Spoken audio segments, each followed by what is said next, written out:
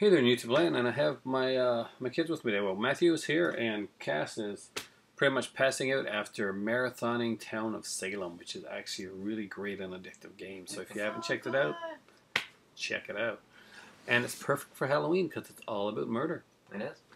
But tonight we are reviewing a movie from the box set, No, right there. Halloween 4: The Return of Michael Myers. Don't start with me. We will be doing what we want to do, and hopefully we're going to get a chance to do this. Is we want to review the whole Thorn trilogy. Yeah, we can do that easily. But tonight we are reviewing Halloween 4, and right off I have to say, well, first it's directed by Dwight Little, and Dwight Little was a very good director, especially for action movies. He did a Brandon Lee movie called Rapid Fire, actually a really good Brandon Lee movie, and I gotta say Dwight Little is kind of like the Joseph Zito of Halloween. And if you understand what that means, then you're probably a Friday the 13th fan. Joseph Zito for Friday the 13th. He was the guy that directed Part 4, and it was kind of like the most successful. Part 6 was really like commercially successful for like a casual audience who wasn't really into horror, but for like the Friday the 13th fans, Joseph Zito really did it. And even though Rick Rosenthal did an amazing sequel with Part 2, Part 4, for like 10 years later, really brought it back to its roots. And is Part 4 a scary movie? No, not so much. No sequel can top the scares that the first one has, but it really shouldn't try to, because the first one's a classic that, I'll be honest with you, you just can't top that. And you can't remake it either, obviously. No, we know that.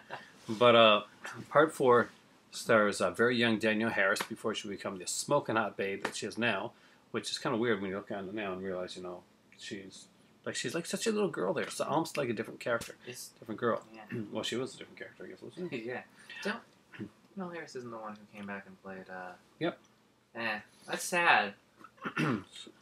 She played Annie. She played in one of the the best, pretty much. But now, we also have, of course, Ellie Cornell, who is picture perfect replacement. This happens to me all the time. I'm deleting that. Oh yes. So they're just gonna hear. Okay. Okay. Great. So I'm deleting that from this computer, by the way, because I got a new iPad Air yesterday, and don't get iOS 8, it crashes. A lot. Actually, anyway, sexy thing. Ellie Cornell plays like this perfect replacement for the Jamie Lee Curtis Laurie Strode character. She hits all the right notes. She has the right look. She has the right actions. She's a smart character. She's not stupid. She's not like a dumb character. Actually, nobody in this movie comes off as a really dumb character. The characters play off fairly smart, and the storylines that intertwine are really well done. There's a storyline with kind of like a mob that really kind of hits home, and it's close. It's very real. Michael in this one, he does not fuck around. Pardon my French, but he not at all. Does not. Michael he's a unstoppable killing machine. He is evil personified, and that's the way Michael should always be. Not some overly explained character, not some emo kid, but just the boogeyman. He is the boogeyman. He is evil. He is just pure terror that you don't see. That it's not like he's supernatural. Well, he is. There's some, but you just nothing is. You don't know why. You don't know. You just know he's got this ever non-relenting urge to go forward and to kill and to destroy, and you can run and you can hide, but he's not going to stop coming after you. It's a Friday night, and there's drunk people out there because we live right next to Bar Street, so yeah, and literally, it's the largest bar street in all of Canada, isn't it? Yeah, I think so. Yeah, I believe we actually changed our national liquor laws when we won, when we were winning. Oh. It was pretty awesome. We have a lot of drunks in this town, but give us some comments on the movie. Yeah, because I like this movie a lot. I would say it's probably one of my top 2. It's probably my top 1, with my second favorite being 2. I really like 2 a lot, mostly because of the setting. But This is the first. Technically, you think about it, there was 1 and 2 Were amazing. were amazing, and they were done like basically around the same time, weren't they? They were pretty close to each other. Yeah. Then there was 3, completely different thing. Love 3. And then there was this movie, which comes out. It's set 10 years later. It's been a while since there's been a movie, and the movie that it goes up against is technically the original because 1 and 2 are one big film in one. This is perfect. Set it up. It captures what the first one was without the scariness, but that's okay because this one isn't about the scariness. This one is about the threat more than anything. He is a vicious threat in this one, and that's what I like about it a lot. Is when you get things like the remake where it says he was abused by his hillbilly family, and that's why he's evil. Or the one we'll be reviewing later, which I've watched a few times recently, 6, where we get he likes 6. The producer's part. I don't like either cut of 6 because 6 is fundamentally flawed in the idea of explaining Michael and the idea of using rune stones and witchcraft to do so. Well, let's not get into that. We're at part 4 right now. We're at part 4 right now. Let's not get into But one thing we do have to mention, that right now, part 4 was done in 1988. Yeah. The original Halloween film was done in 1970, and of course the Halloween 2 was done, I think, is in 81, right? Yeah, it was long after. So, basically, we got Michael coming out, and this is like after a lot of other slasher movies. Slasher movie genre has pretty much been like played out. By the mid 80s, the slasher movies were played out, and you got a lot more like of the Nightmare on Elm Street, more supernatural stuff. When they did do slashers, they tended to get more of a gore count and stuff on there. You know, you had the special effects guys that were kind of like superstars now. The Savanis were like the rock stars of the horror world. That's true. And so when this one came out, they didn't have a lot of gore and stuff in. They actually went back in and they reshot some sequences to put like more gore. The scene with the thing. I don't know if this was originally, and it probably wasn't. No, I don't think so. No, because that one was that was jarringly violent compared to what we've seen prior. Because when they first showed this movie, actually, that basically it was like, yeah, and because the audiences were kind of jaded to an actual suspense film, kind of like when John Carpenter went back and shot some more bloody and like whatever sequences in the Rick Rosenthal film. Because Rick Rosenthal was going towards more of a suspenseful thing, and John Carpenter was a little scared that, okay, this is a Friday the 13th world right now. We got to put more blood and nudity and stuff into it, so John Carpenter went back in Halloween 2 and shot some more stuff. Yeah. In this one here, we get them go back and basically do some second unit shooting after the film to get some effect shots in there. No one was into the bomb under the table Hitchcock stuff anymore, unless that bomb was full of body parts, blood. Old corn syrup recipes. But basically, we got Jamie Lloyd, who is the daughter of the Laurie Strode character. Laurie Strode has died 11 months previous to this in a car accident with her husband. So Jamie has been taken in by this family, a very loving family actually, and she's trying to find her place there. She's still having nightmares about her uncle. Because she knows in school they've been teasing her and stuff like that, and they play the kids realistically. There's a sequence in the movie where these kids like tease Jamie's an orphan and your uncle's a boogeyman, and they tease her pretty mercilessly, just like in like kids back in the day. And she's out later on, and she's trick or treating, and the kid the pretty much the lead bully kid that looks at her and is like, wow, that's a cool costume, and they go and they trick or treat because that's how kids work. That's kids do. It's like, oh, isn't that a change in character? No, not for a kid. It's not. Kid, oh, shiny nickel, and then the next minute, they're doing something else. Kind of like me, and right now, or any time in my actual life. But no, and it's so realistically played. I mean, the lynch mob is so well done. There is a tragedy that happens when the lynch mob goes out, and it's just like Donald Pleasance has said in the first film, and he says you can't tell people because they'll see him in every window, they'll see his face in it, they'll see him in every street corner, and but in this one here, and you said it best, that this time it's the threat. Yeah, he has no choice. He is desperate. He's desperate. Yeah, that's right. They go to the police station He and knows where it's been before. The first time around, he was like, "No, we can't do this because they'll see him." Because he's probably been involved. That's never mentioned. He's probably been involved in murder cases before, but nothing like that. And after that, it's changed him. He doesn't care if people are seeing him everywhere. He just wants them taken down. He knows what happened the last time he was personally involved. This time, he's willing to go out of his way to do things that are a bit sketchy, but what he has to do. see after I hadn't seen 4 and 5 like in a row in a long, long time, and I haven't seen 5 in a bit. I'm gonna be rewatching 5 actually, maybe tonight. Yeah.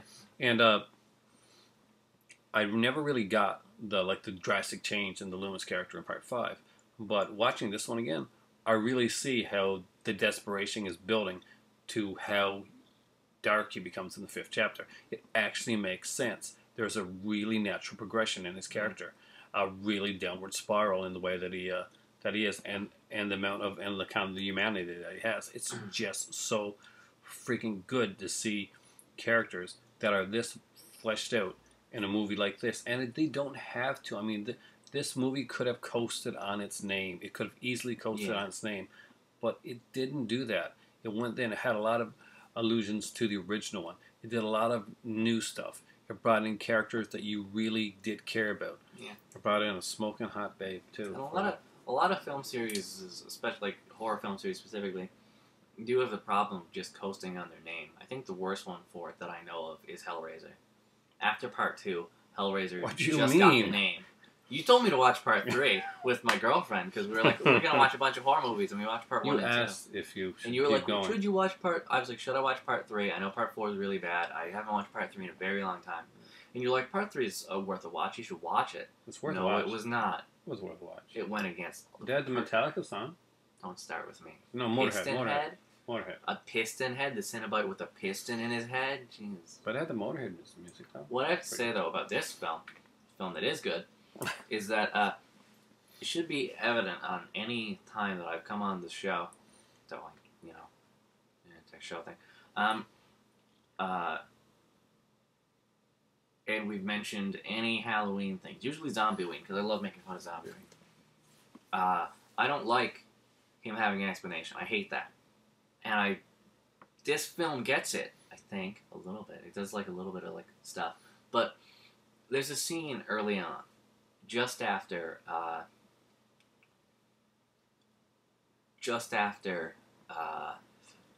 he's like escapes from the ambulance, and like they find the wreckage of the ambulance, and Loomis is there, and he drives back to a gas station to get some gas and to go to Haddonfield because he knows exactly what's going to happen.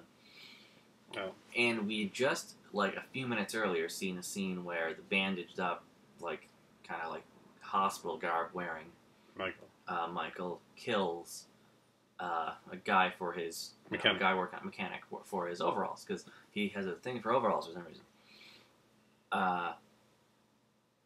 And Loomis is there, and he goes looking, and though we did kind of see the death, all it is him stabbing down, and then we don't see anything after that. When Loomis comes in to find to look for the guy, see if anyone's around, the guy's hanging from chains, and he knows what's happened, and he runs into the bar. The bar area that's... The cafe, bar thingy, whatever. The cafe area connected to the gas station and that. And it's in shambles. And it's a wreck. And there's, like, blood all over the place. And he comes in and he sees that the cafe worker is also dead. And he looks around at this weird Abe Lincoln-filled, like, wrecked... yeah, there's a lot of weird Abe Lincoln pictures. Yeah. Wrecked cafe. And he just looks... He turns and he looks into the kitchen area. And he sees Michael. And there he is in what I think is one of the best looks for Michael, which is the overalls with just bandaged up face, which I think honestly works better than the mask in this film, because it's just so like blank and expressionless, especially from like the far off, like how far off we're seeing it. And Loomis just turns towards him and he says like, why? After it's been 10 years. Why now? Michael doesn't say anything. Michael doesn't do anything. Loomis pulls off the gun and shoots, and Michael is already gone. And that's what Michael is. He doesn't need an explanation. He doesn't need a, why are you doing it now? Why are you doing it then? Why are you doing it at all? It's curse mark things. He's just doing it. He's going after his niece because he can, because he feels like it now. And that's all you need to know. He's going after her, and no matter what, he's getting to her. He goes through the cafe. Later on, kind of spoilery, but a really awesome scene. He goes through the entire police department off screen. He doesn't care. Yeah, and that's the thing. We don't have to see it. There's no big special effects like him ripping apart a police station. We don't need to see him like in Zombie 2 where he stabs the nurse so much that it looks like a Benny Hill skit. By the way, thanks for that, Zombie 2. I'm glad you put the beginning in a hospital. That really made up for everything that followed. Yeah, especially Nights Went Sad. Holy crap. Anyway, but yeah, it's effective without. He's the boogeyman. He is death coming for you. He's pure evil, as said in the first film. He's got just eyes of blackness. That's it. That's all you need to say. It's like, oh, Michael, why does he do it? He's the boogeyman. That's pretty much. He's evil. He's gonna do it. And that's what the remakes really don't get. And that's what I still say 6 doesn't get. But that we'll get onto that. I don't. We'll get to 6, but we'll have some debate about 6. Very debate. But because there are some great parts of it 6. There are some okay parts about 6. Yeah. But anyway, we got Ellie Cornell in this. Kathleen Kinmont plays the kind of the sexy girl type character. Yeah. We have the Brady character, who's also actually a very good actor. And although he does some pretty douchey things, he's inherently a likable guy, even when he's being a jerk. Yeah. He's never not, he's always comes across as... Yeah, he's kind of an ass, he's like young. When it comes down to it, he's like a guy. He's like a normal person. Yeah. He can be a dick, but he's a guy. The sheriff is perfect. I mean, the guy that played the sheriff, Bo Starr, I think it was. Yeah. He's incredible, and he does it. He's gruff. He's like he does a great job. He's like exactly what you need for this type of role, and they don't do it stupid. When they find out Michael's there, and they find out pretty fast that Michael's there, they go back to the house. They start boarding up the windows and stuff like that. They're locking all the doors. They're getting guns. They are, tough shit because it's Michael and he's going to get through and stuff like that. But, and this is a very smart Michael too. This is a Michael that gets inside the back of a police car and pretty much lies down when everybody's in a panic and gets to the house that way. This is a Michael that when nobody's looking gets under the truck and makes his way to get to it. He is relentless. He keeps going, and he's smart. He does things in a smart way. People complained in the Friday the 13th remake, Jason's being too intelligent. He's a hunter and stuff like that. Grow up. I mean, the killers should. I have watched that recently. I do like the intelligence thing, and it does make sense. There's a scene where he sees a bag, I think, on the ground in the remake, or I don't know what even to call it, the new Friday film because of how weird continuity-wise it is. But where he sees a bag on the ground, and then he immediately looks around and he starts checking the area close by. I thought that was good. One of the things I will say, discrediting a little bit Friday the 13th one, there are way too many running scenes. I can understand him running after somebody, but there are way too many scenes of him just going, run, run, run, run, bring something down. You gotta watch that. You gotta watch the originals again. Yeah. I think that's another thing that. But we're off on a tangent. We always do that. But this really that's the thing. It goes from there. It follows to the house. It goes to the school. It's the ultimate chase is at the end. And it's really well done. I love the overkill at the ending when they're blasting this. Of course, this is spoilery because this movie came out in '88. Sorry if you haven't seen it yet. I apologize, but come on. They're who hasn't got this set by now? You know what? This movie is like the wrestling match of Halloween. As weird. No. Hear me out here. Wrestling. No, hear me out here. Freddy versus Jason. Brings back overnight match. Hear me out here. This is like the wrestling match of Halloween films. It's not as scary, sure, but everything is about a drag-out attack over the entire Haddonfield. He does massive damage to everyone. The cafe scene I mentioned, the police scene, the many times the people come after him and start shooting him and stuff like that. He goes right across from several different houses into a school place and then across onto the road into a later place. He's a monstrous force of nature, but at the same time, he still remains the mysterious boogeyman that he was. Yeah.